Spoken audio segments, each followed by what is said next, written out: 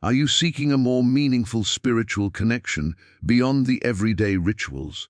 This video reveals a Goldsmith secret about Christ that will transform your understanding and deepen your personal spiritual perspective.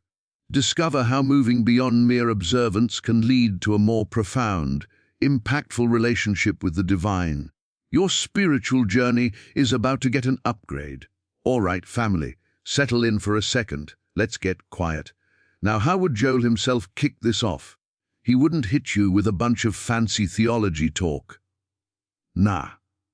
He'd look out at everyone, real calm, and he'd say something that would cut right through the noise. He'd start by calling out the game we're all playing. He'd say something like, "So, you think you know the deal with this Christ thing? Ha! You've been doing the church gig, saying the prayers, maybe dropping a check in the basket, and you're still feeling kinda me, like something's missing. You're chasing the vibe but can't quite lock in the signal."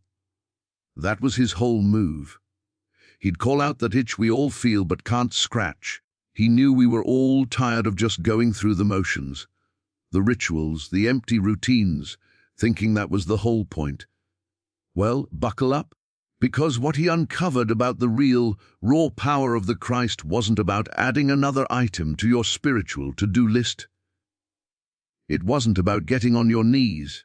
It was about tapping into a frequency that's already blasting 24/7, right where you're sitting.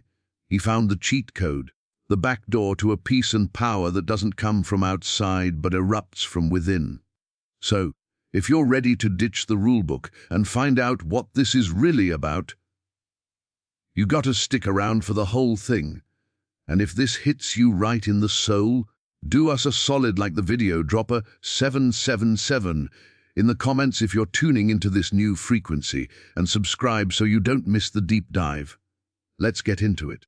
Of course, here is the expansion of your first keynote, continuing directly from the flow of the introduction.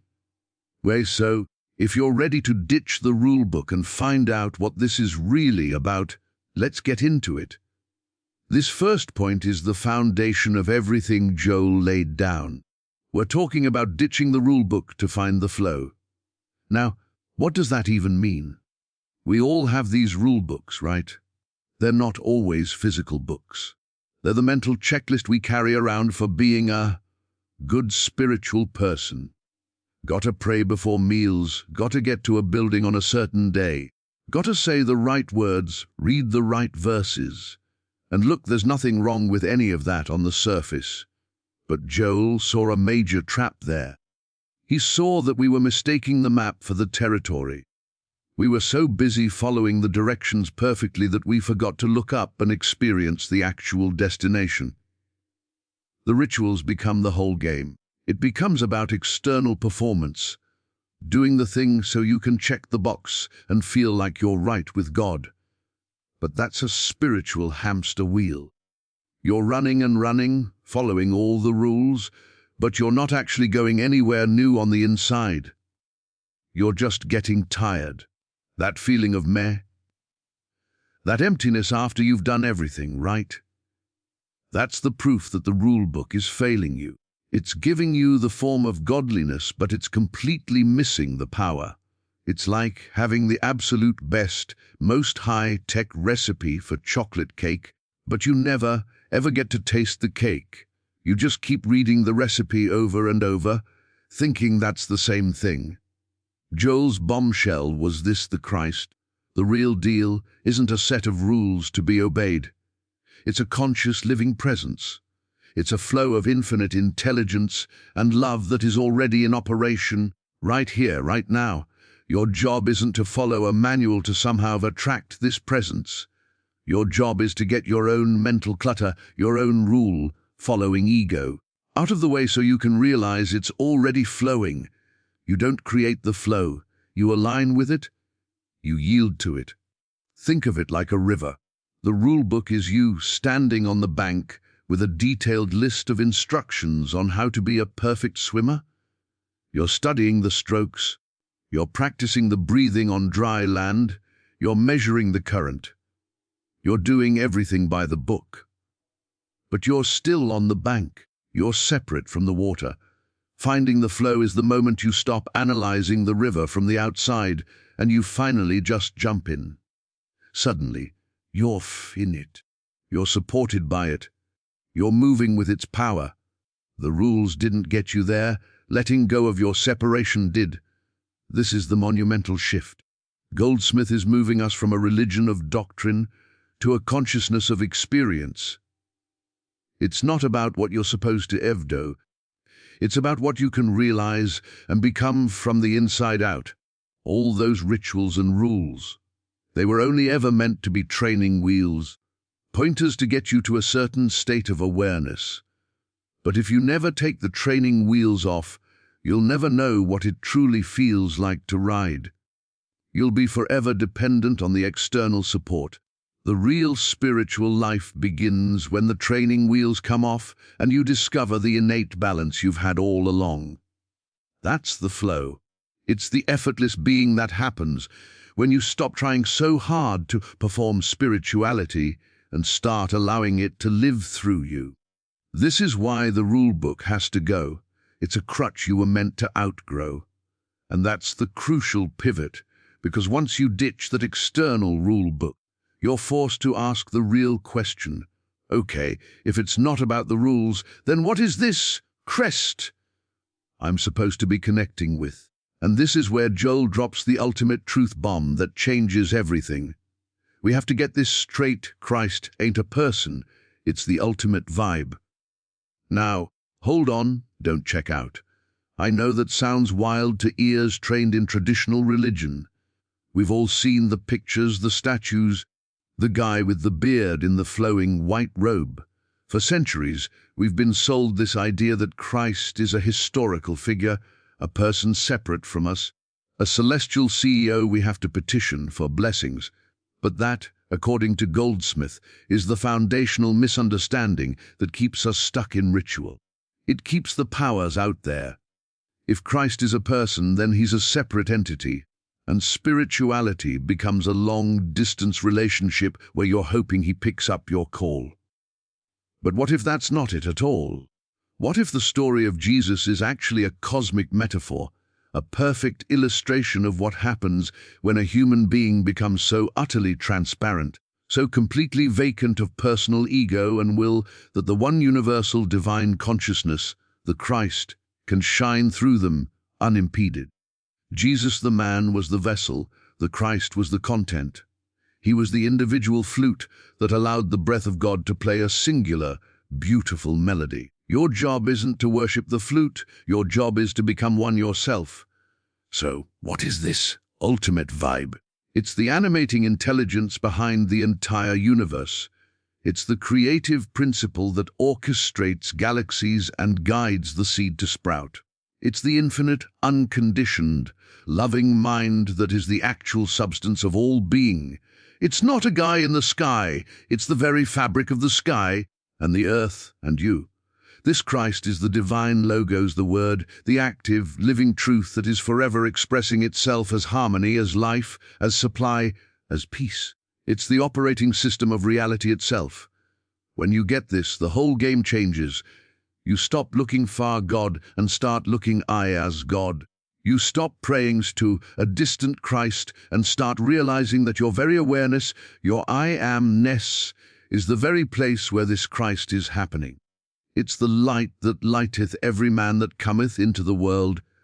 This isn't some special privilege reserved for one holy man 2,000 years ago.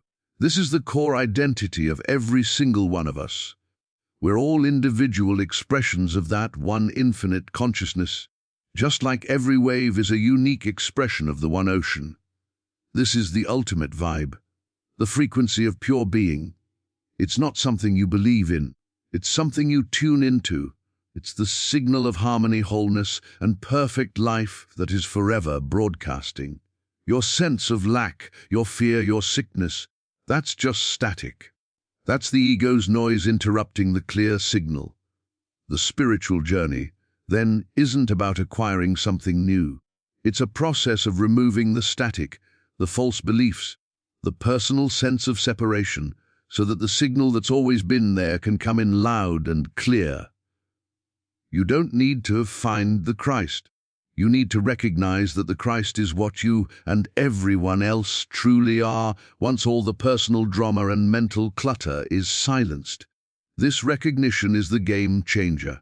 Because if the Christ is this ultimate, impersonal vibe, this divine consciousness that is our true identity, then the entire search gets flipped on its head. You stop scanning the horizon for a savior and you start turning within. This brings us to the bedrock of the entire mystical journey. Your inner sanctum is the real HQ. For our whole lives, we've been programmed to look for answers out there. We look to preachers, to books, to gurus, to the approval of others, to the perfect job, the perfect relationship. We're like satellites, constantly searching for a signal from some external tower. We treat our own inner world like a messy basement we'd rather not visit, thinking the real power, the real authority must be somewhere else. More holy, more together, more somewhere. But Joel would look you dead in the eye and tell you that's the oldest lie in the book. The kingdom of God is within. Not up in the sky, not in a building downtown, but right here in the silent, sacred space of your own conscious awareness. That's the real command center. That's HQ. What does that even mean practically? It means the peace that passes all understanding isn't a reward you get for good behavior. It's a state you access by going within, the guidance you're begging for from some external deity. It's already broadcasting from the center of your own being, the supply for every need. It's not in your bank account, it's in the infinite creative potential of this inner Christ consciousness. Your inner sanctum isn't some dusty, quiet room in your mind. It's a dynamic, living, intelligent presence. It's the seat of sovereignty. It's where God, as your own life, lives and moves and has its being. But you'll never hear the transmission if you never tune the receiver. This is why all the external rituals, by themselves, ultimately fail. They keep you oriented outward. They make you a spiritual tourist, always visiting holy sites but never building your own altar. Going within isn't about navel-gazing or selfish introspection. It's about shifting the source of your authority from the world to the spirit. It's the difference between being a branch, desperately trying to get sap from another tree, and realizing you're connected to the vine itself. All the sustenance, all the intelligence, all the life flows from that connection. This is the great interiorization. It means when a problem arises, your first response isn't to panic and call for backup from the outside world. Your first response is to get still, to go to your inner sanctum, and in that silence, listen for the still small voice, not a voice that speaks in words necessarily, but a knowing, a feeling, an intuitive nudge. It's about consulting your internal CEO instead of the intern committee of worldly opinions and fears. This is where you move from being a victim of circumstances to being a master of your inner world, which in turn transforms your outer world. The world outside is just an effect, a projection. HQ is the cause. And when you take your seat in the captain's chair at headquarters, you stop reacting to the storms on the view screen, and you start commanding from a place of unshakable peace. Of course, here is the expansion of your fourth keynote, continuing the flow directly from the previous one. He says us, and that act of taking your seat in the captain's chair, of consciously turning within to that inner sanctum, is where we completely redefine our most fundamental spiritual practice. This is the moment we realize that prayer ain't begging, it's tuning in. Think about how most of us were taught to pray. It's a transaction, right? It's us down here with our list of wants and needs, sending up a request to a God up there, hoping we've been good enough, said the right words, or prayed hard enough to get a wise. It's spiritual customer service. Hello, God. Yeah, I'd like to order one healing, a side of financial breakthrough, and can you expedite shipping on that new job? Thank you. We're treating God like a divine vending machine or a celestial genie, and when the healing doesn't come or the job falls through, we feel ignored, rejected, like we didn't have enough faith. That entire model is built on separation. It's built on the idea that God is separate from you, and you have to somehow convince him to part with a little bit of his goodness. But if everything we've been uncovering is true, if the Christ is the ultimate vibe of infinite consciousness and your inner sanctum is the very seat of that power, then that whole model of prayer collapses. It has to. You don't beg for what is already your own substance. You don't ask for a piece of the pie when you are already in the kitchen. Goldsmith's revelation was that true prayer has nothing to do with informing God of your needs or changing God's mind. God, as divine consciousness, already knows your need and is already the very substance of its fulfillment. The purpose of prayer isn't to get God to do something. It's to get you to realize what God is already being. So, if it's not begging, what is it? It's tuning in. It's the conscious act of adjusting your own mental and spiritual receiver to the frequency of harmony, wholeness, and perfection that is forever being broadcast from your inner HQ. It's the process of quieting the static of the personal, egoic mind, the fear, the doubt, the sense of lack, so that the clear, powerful signal of the Christ can come through. Think of a radio. The music is already filling the air all around you. The radio station isn't holding back, waiting for you to ask nicely. The problem is never with the broadcast. The problem is that your dial is tuned to the wrong station, or there's too much interference. Prayer is the act of turning the dial to the right frequency and cleaning up the interference. This is a passive, receptive activity, not an active, demanding one. It's not about striving or straining. It's about yielding. It's about getting still, going within, and in that silence, listening. Not for words, but for a feeling, a knowing, a sense of divine presence that dissolves fear, a wave of love that washes away resentment, an intuitive nudge that provides direction. You aren't asking for peace, you are tuning your consciousness to the frequency of peace itself, which is God, and then experiencing peace as a natural consequence. You aren't begging for supply, you are realizing your oneness with the infinite source of all supply, and then watching as channels for its expression open up in your outer experience. This kind of prayer changes you. It aligns your consciousness with reality, and when your consciousness is aligned with the harmony of spirit, that harmony must, by its very nature, appear as your experience. This shift from begging to tuning in completely redefines our entire address in the universe. It moves our sense of power and presence from a distant, hoped-for destination to an immediate, lived-in reality. This brings us to the natural, breathtaking implication of all this. The kingdom's not a location, it's your connection. For so long, we've been sold a postcard version of heaven. It's a place, a glorious city with pearly gates and golden streets, somewhere far away, up in the clouds, that we might get to visit after we die if we've collected enough righteousness points. We think of the kingdom of God as a divine retirement community in the sky, and because it's a location, it's always future tense. It's out there, and later on. This keeps us perpetually waiting, hoping, and longing for a salvation that never seems to arrive in the present moment. It's a spiritual deferral of happiness. But Joel Goldsmith, echoing the real message of Jesus, shatters that entire concept. The kingdom of God is within you, Jesus said. It's not a geographical coordinate, it's a state of consciousness. It's not a place you go. It's a connection you realize. Think of it like Wi-Fi. The kingdom isn't the router in the other room. The kingdom is the Wi-Fi signal itself, invisible, omnipresent, and full of the potential for communication, intelligence, and connection. You don't pray to get to the Wi-Fi. You simply connect your device to the Wi-Fi that is already everywhere in the house. Your device in this metaphor is your individual awareness. When you are connected, you have access to all the intelligence, information, and power of the network. When you're disconnected, you're operating on your limited, stored-up data, running down your battery, feeling isolated and powerless. This kingdom as connection is the active, living link between your individual I am-ness and the great I am of universal Christ consciousness.